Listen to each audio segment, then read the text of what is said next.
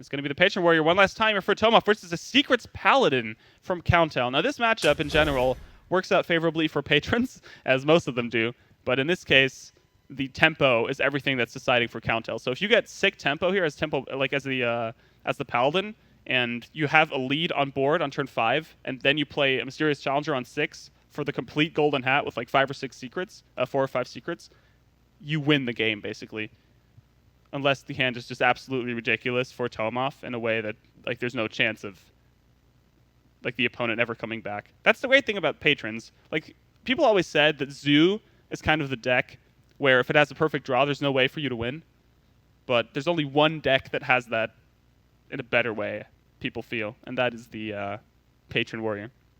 I like the Loot Hoarders in addition. It's just a little bit different, I guess. Did he just swap out that Avenge and get another one? It's pretty hilarious. Competitive Spirit off the top is not what he wants. You never want to draw secrets in any deck. At least not in your starting hand. You could coin the Loot Hoarder. It's actually not too bad, because then he could slam the mini-bot and trade with the Hoarder, but he doesn't know that. Argent Protector even in this deck. Wow, that's a pickup that you don't really see that much in this sort of deck. There's that Loot Hoarder. Argent Protector and Secrets Paladin. Pretty interesting. There's been quite some versions that actually didn't only work off of like all of the secrets, but there's been some versions that played the challengers, but only 3 kinds of secrets, and all of those they only played once. So it's like only 3 or 4 secrets in total in the decks, only 3 to 4 cards that are like worth 1 mana, and the rest just curved out a little bit more into late game. So there was like a Murloc Knight in there, Dr. Booms, Loathebs, some Sludge Belchers. Like it worked out as kind of a higher curve in like a control meta. So if you're facing only Control Warrior on ladder, most of the time that could be something that works out better. So we'll see if there's more people playing that here today. I don't know what Countel's playing, but that Argent Protector looks pretty weird, so maybe there's going to be more cards like that. Just going to play a dude and go face here, it seems. Does want to deny his opponent the draw. Doesn't care about an eventual clear. There's a War Axe picked up. He might develop that over the slam. Don't know if he wants to use his coin just yet. This hand isn't really good in terms of like eventual patrons or Warsong frothing combos. So he's going to draw rather than do the damage here.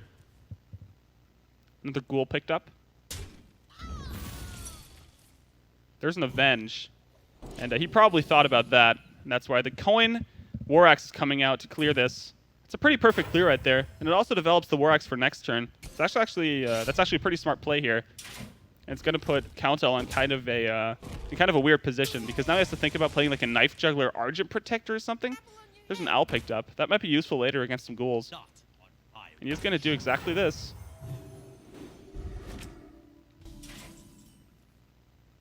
An Acolyte picked up. That doesn't really help here unless he wants to play it and Whirlwind. Acolyte Whirlwind actually seems pretty okay here. You want to keep the Whirlwind for later on, obviously, with patrons. Like, if you get a wave of patrons on the board and your opponent doesn't have anything, you just win in this matchup. Like, it's not against, like, Hellfire from Handlock, right? There's nothing like that. So I actually like this play, because it develops your Acolyte on the board. You get rid of the Juggler with the Divine Shield, and you gain at least two cards off of this. Unless Countel decides to, yes, silence this. Which he could, to be honest. He could just silence this, trade, and play Muster for Battle. You did just see one Whirlwind, so the only thing you're afraid of in terms of like Whirlwind effects is a Death Spite, and you'd have to charge that in for 1 turn, so your Mysterious Challenger isn't in any trouble. I wonder.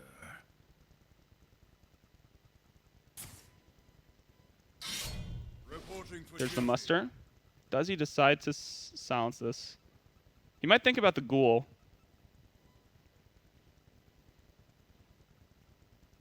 He might just end up hero powering and trading here. Depends on how badly he wants these 1/1s to survive. And he is going to silence. And trade, of course. And Tomof here might just end up playing the Ghoul and armor up. With the Frothing? Really? Wow, okay. He's like, I'm not throwing away this damage. This is way too much. Might as well develop a big minion on the board. But it is going to run into a Noble Sacrifice, since there's no weapon in hand here for Tomof, so that's actually a problem. He's going to have to top deck here. That Mysterious Challenger is going to be doing a crap ton of damage. Triple kill! There's the triple kill. Oh, baby, a triple! And a weapon is the best draw here, but he doesn't get a weapon. That is a problem. That is a problem for Tomof. And that Mysterious Challenger might gain a lot of tempo. The double secret draw, not good for Countel as a tempo follow-up afterwards.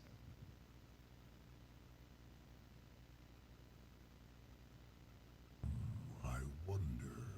So you know that Get Down's coming here. The only reason you don't want to trade into it is Redemption, because you don't care about going down to 1 HP, because there's nothing really your opponent can do against that in terms of like spells or not taking damage. But you also don't want to take that 2-1 Noble Sacrifice that just like gets killed, and then afterward the Redemption procs. You don't want that to trade either. So he's actually going to charge his Loot Hoarder. Wow.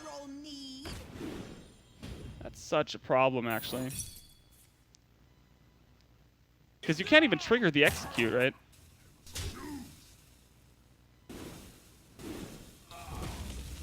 Oh, Inner Rage is a sick draw.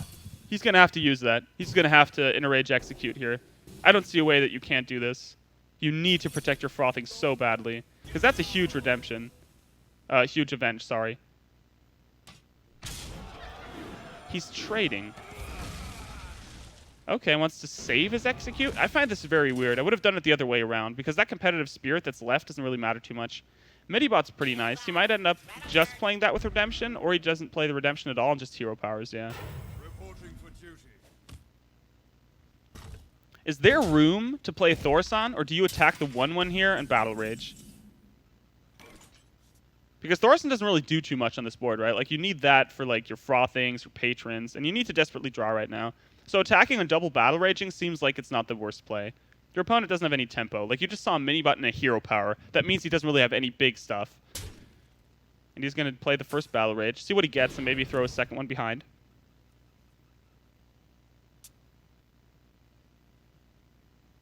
Deathspite draw. He could use that. It's not going to help too much at this point right now. I'm actually looking forward to seeing some great Harrisons this game.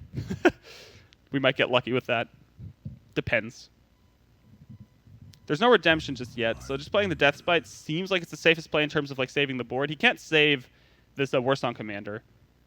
There's no way that survives. Too many threats on this board. So making the Deathspite here seems like the best play. It's a pretty bad competitive spirit as well, so probably the best thing Tomof can do. And Countel really has to get some tempo right now. Oh, and that's one of the worst cards to draw right now. Oh, it's got to feel so bad. Yeah, there's no way you go for it. You just can't. Muster for battle. No value. He's really thinking about it, or whether or not he wants to play another secret, like the competitive spirit. There's no way you play Redemption here. No value. I don't know if Countel plays Tyrion, but if he does, that's a sick top deck next turn, right? Like, play Tyrion and Redemption behind. Depends on how much of your board still survives until that point.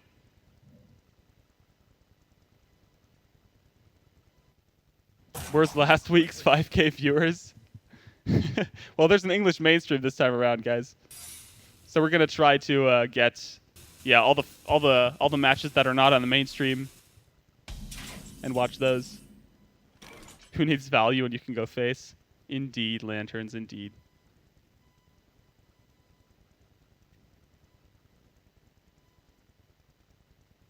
So do you think about this being competitive spirit, or are you thinking about, like, Get Down?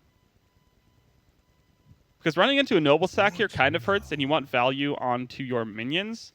But I think just playing a Patron here is actually fine. Like, maybe you shield block before? Or do you want to keep that for a better shield slam on a bigger target? Like, as I said, I don't know what kind of deck Countel's playing in terms of, like, the late-game cards. But in basically every Secret Paladin, you at least have 2 Mysterious Challengers and 1 Dr. Boom. Like, you always play the Dr. Boom. So he doesn't care about this competitive spirit. It's going to gain some value, and it's going to be able to trade away the Thorson. So that's at least something here for Countel. If he picks up, like, a Dr. Boom behind this could work out pretty well. I mean, even the Dr. Boom gets traded because of that execute in hand, but at least it's something. Depends on what he draws. And Snowball Sacrifice. That's just horrible, man. You do not want that at this point. Reporting for duty. You trade Thorson for sure here, though, unless you're thinking, okay, I don't really care about Thorson value. The only way I win here is if I kill my opponent before he kills me, so let's Smork. He has to think about this. And he is just going to go face and plays Muster for Battle. Is saying, okay, you know what? If he attacks... Oh, no Muster for Battle. Okay, he could have played that behind the get down, actually.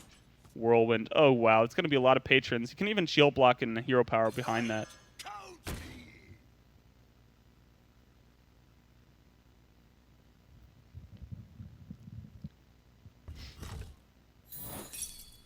All right, first wave of patrons coming out. Get down! He could even Whirlwind and Battle Rage afterwards. It's pretty crazy.